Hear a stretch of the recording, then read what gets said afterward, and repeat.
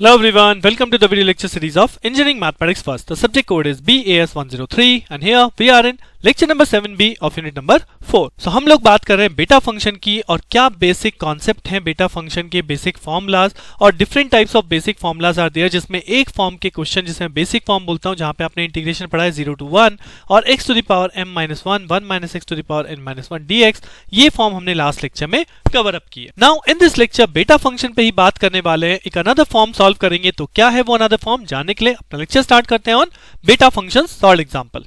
So here's another question जहां पे लिखा है show that integration 0 to pi by 2 under root of cot theta d theta we have to prove that this equals to 1 by 2 gamma function 1 by 4 gamma function 3 by 4. Right. सो अब अगर आप इस question को देखें तो यहाँ पे राइट हैंड साइड पे गामा फंक्शन प्रूव करना है. बट ये कौन सा फॉर्म है? अगर आप बीटा फंक्शन की फॉर्म से याद करेंगे तो पहली फॉर्म हम लोग कर चुके हैं जहां पे इंटीग्रेशन 0 to 1 था.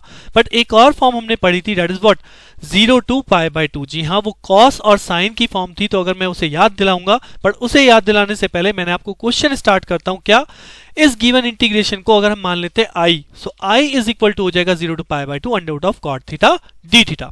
और कॉट को क्या लिख सकते हैं? कॉट होता है cos theta by sine theta और इसका होल अंडर रूट है. तो एक तरह से क्या हो जाएगा, this can be written as cos to the power 1 by 2 theta and sine to the power minus 1 by 2 theta d theta 0 to pi by 2. Now I hope कि आपको इस फंक्शन को देख के कुछ याद आ गया होगा कि मैं कौन से बीटा फंक्शन फॉर्म की यहाँ पे बात करने वाला हूँ. जी हाँ, हमने फॉर्म पढ़ी थी as per the formula 0 to pi by 2 sine of m theta cos of n theta d theta is equal to होता है gamma of m plus 1 by 2 और gamma of n plus 1 by 2 and divide by twice of gamma m plus n plus 2 by 2.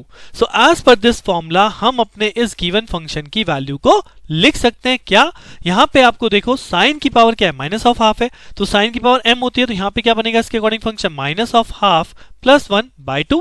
Similarly cos की power क्या है, वो half है, तो यानी ये हो गया half of plus 1 by 2 divided by twice of gamma function. यहां पे m की वैल्यू क्या हो गई, m की वैल्यू हो गई माइनस ऑफ हाफ, n की वैल्यू क्या हो गई plus of half plus of 2 divided by 2. सो एक तरह से ये दोनों वैल्यू कैंसिल आउट हो जाएंगी. 2 by 2 क्या बन जाएगा 1 और 2 by 2 1 बनने से ये बनेगा गामा फंक्शन 1. सो अल्टीमेटली नीचे तो हो गया आपका ट्वाइस इंटू गामा फंक्शन 1, जिसकी वैल्यू हमें पता है गामा फंक्शन 1 की वैल्यू क्या होती है, 1 ही होती है. और सिमिलरली ऊपर क्या बना, अगर ऊपर पार्ट को सॉल्व करेंगे माइनस हाफ प्लस 1 कितना हो जाएगा प्लस हाफ डिवाइड बाय 2, तो ये वाला पोर्शन हो गया 1 by 4. और सेकंड पार्ट को आप सॉल्व करेंगे half plus 1 that is 3 by 2 3 by 2 by 2, तो ये आपका हो गया 3 by 4. यही वैल्यू आपको ड्राइव करनी थी कि prove that this integration results in this value. So यहां पे आप लोग ड्राइव कर चुके हैं this integration results in this. But might भी आपको ऐसा भी हो सकता है इसके आगे भी एक पार्ट है कि अगर मैं इस गामा फंक्शन वैल्यू को सॉल्व करूं तो मुझे वैल्यू क्या मिलेगी. तो यहां इसे कैसे सॉल्व कर सकते हैं, यहां पे एक इंपॉर्टेंट प्रॉपर्टी लगाऊंगा. क्या हाफ अपनी जगह पे है, इसे हम गामा 1 by 4 ही लिखते हैं. But this 3 by 4 can be written as 1 minus 1 by 4, right, because 1 minus 1 by 4 gives me the same thing that is gamma of 3 by 4.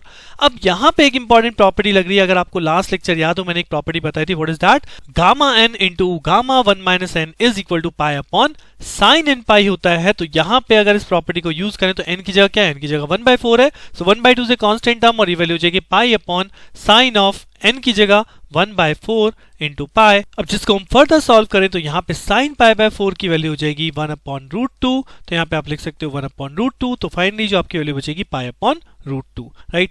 So what is this integral value, तो आपको यही prove करने को आ सकता है this integral results in pi by root 2 value, right. तो ये बहुत इजियर फॉर्मूला है, बस याद रखना है आपको अगर इस फॉर्म में बनती है इक्वेशन तो आपको किस वैल्यू से यहाँ पे रिप्लेसमेंट देना है. एक और सिंपल सा क्वेश्चन बहुत छोटा सा इसी बेस पे दिखाता हूं, ट्राई कर सकते हैं आप खुद से भी. We have to prove that 0 to pi by 2 10 of n x dx is equal to pi by 2 sec n pi by 2, यानी यहाँ पे 10x की पावर n है.